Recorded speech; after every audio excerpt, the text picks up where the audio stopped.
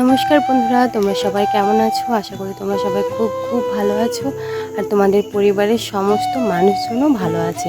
তো বন্ধুরা, আজ আমার সকালটা শুরু হয়েছে কুয়াশার মুখ দেখে। চারিদিকটা এতটাই কুয়াশা পড়েছে যে কিছু দেখাই যাচ্ছে না, যে পুকুরের এপার আর ওপারে কী আছে সে তো আমি দেখতেই পাচ্ছি না, এতটা পরিমাণে কুয়াশা পড়েছে। এই দেখো, তোমরা নিজেরাই দেখো কতটা পরিমাণে আজকে কুয়াশা পড়েছে। আর আমি এই যে বাইরে দাঁড়িয়ে আছি, আমার এই চুলগুলো সব ভিজে গেছে, কেমন যেন একটা হয়ে গেছে সরু সরু মতো। তোমাদের দেখলে খুব হাসি পাবে। দেখো দূরে ওই দুটো কাক কত সুন্দরভাবে বসে আছে, তাই না? যেটা দেখে তো আমার খুব ভালো লাগছে। আর এরকম দৃশ্য তো আমি খুব কমই দেখেছি, যে এতটাই সুন্দর লাগছে। আমার মনে হয় ওরা দুজনে খুব ভালো বন্ধু, তাই না? তোমাদের কি মনে হয়? সকাল থেকে অনেকটা সময় পার হয়ে গেছে আর এখন বাজে সকাল 10:30। আর সারা সকালটা এতটাই কুয়াশায় ভর্তি ছিল যে আমার তো ভীষণই ভয় লাগছিল যে আজকে রোদ্দুরটা উঠবে কি না।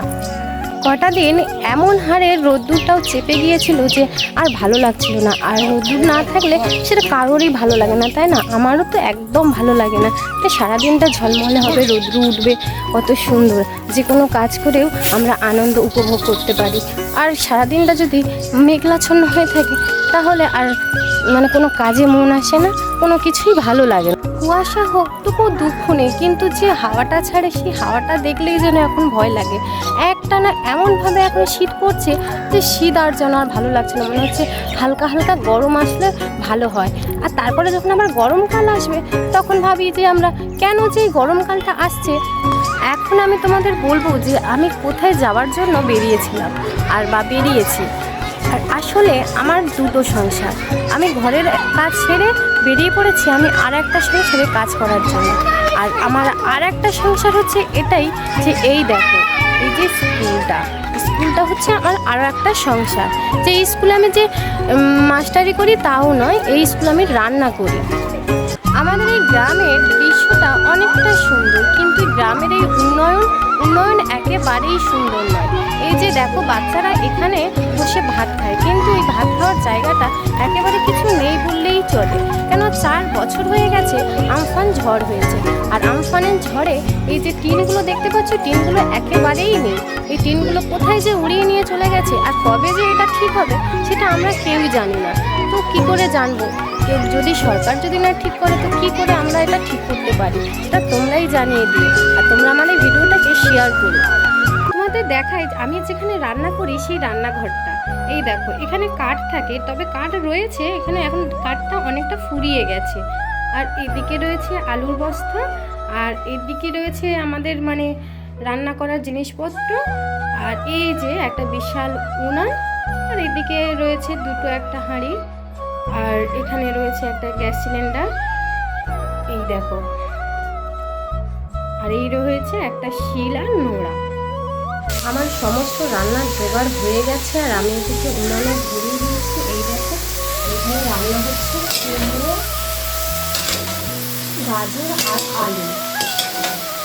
আর এই উনানটা ধরানোর সময় এতটা পরিমাণে যে ধোঁয়া হয় কি আর বলবো। আমার মুখের অবস্থা থেকে তোমরা বুঝতে পারছো, এই ঠান্ডাতেও আমি ঘেমে উঠেছি।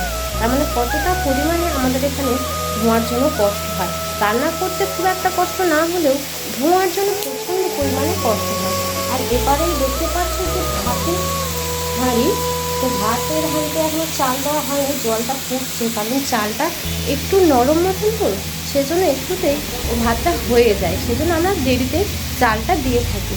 আর আমার সঙ্গে একজন এখানে কাজ করেন, তো তিনি এখন গিয়েছে চাল দিতে। এই দিদি চালটা ধুয়ে নিয়ে চলে এসেছে, আর এই যে দেখো চালটা দিচ্ছে। আর আমার এদিকে কড়াইতে সমস্ত মশলা দেওয়া হয়েছে। আমি এবারে নাড়তে খাবো, তার নিয়ে বসে যেতে পারি। এদিকে আমাদের ভাত হয়ে গেছে, আর এই দেখো এই দিদিটা ফ্যান ঢালছে। এই দেখো কত বড় হাঁড়ি। একটু বেসাবধান হলেই অন্য কিছু হতে পারে, কিন্তু আমরা খুব সাবধানে এখানে কাজ করে থাকি।